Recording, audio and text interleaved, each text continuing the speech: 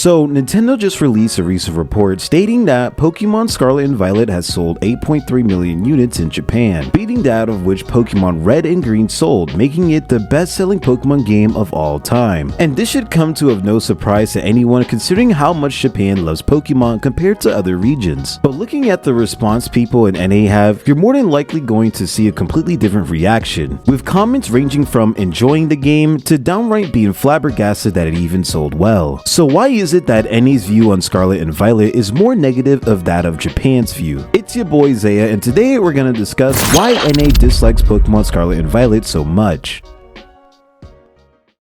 Now, it's no secret that Scarlet and Violet came with its flaws, ranging from bad FPS to empty houses and soulless NPCs, to even at one point having such a bad glitch your save data could be completely corrupted just for playing the game. Now, some people might even ask, how on earth did a multi-billion-dollar company, no, that's not a joke, even manage to put out a game with such mediocrity? And if there's one thing you could tell from all of this, NA players really care about the game's graphic quality, with some even going to such lengths as to create a mod that made the game run at 60 frames per second. And yeah, if you couldn't tell, the mod makes the game literally look like it's on ×2 speed. And just in case you're unaware, the impact to the Pokemon community that this mod had was just as impactful as Ultra Instinct's reveal in Mexico. It basically felt like your eyes were cleaned from the terrible FPS the original game had, and the game ran as fast as you would expect a modern game in 2022 should run. So there should be no surprise why people's opinion about the game in NA settled upon the game being a graphical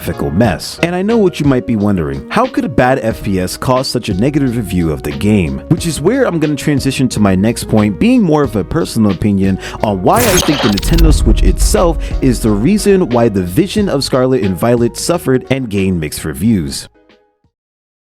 Now, for starters, we all know that Nintendo Switch didn't launch without its flaws, ranging from the Switch's batteries getting swollen and inflated, to Joy-Cons and controllers having such bad stick shift that lawsuits were made to Nintendo just to get them fixed. A lot of people have had their own issues with the Switch from day one, but it's bound to happen to almost any console. The problem with the Nintendo Switch, however, is that the Switch can't always maintain a clean 60 FPS on all games, especially while also being a portable console that you can take with anywhere. And because of this, it's no surprise that the vision of what Pokemon Scarlet and Violet was going to be suffered due to console limitations. Now, many people's consensus about the game is that while the game itself has some predictable yet good content, the poor performance is so bad it's hard not to think about it when talking about the game itself, with players crashing almost about anywhere in the game for absolutely no reason as well. Now, if you want my opinion, I think if Scarlet and Violet was released on a high-end console with a better graphics card like the PS5 has, just it running alone on 60 FPS would have made most people give the game a solid 8.5, and definitely would have cleared a lot of the bad air that a lot of players have about the game. Now, I know I haven't touched upon every flaw that people have pointed out about the game,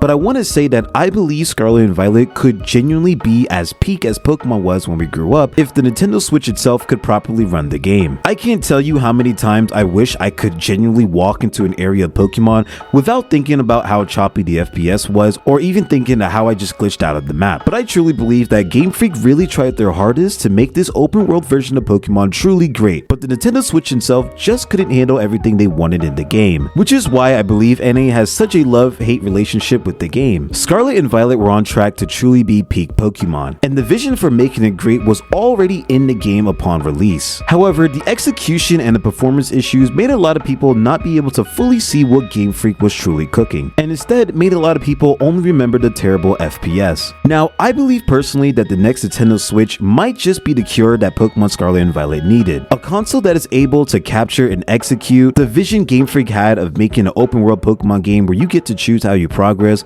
would be the cure that Pokemon fans need. And if they take notes of how Pokemon Legends Arceus spiced up Pokemon games and implement that same spice into future mainstream Pokemon games, I truly believe that Pokemon can reach peak again. But what do you guys think? Is Pokemon Scarlet and Violet just bad beyond the performance issues, or do you believe it was always a good game? Let me know in the comments. Thanks for watching this video, and until next time, I'll see you guys later.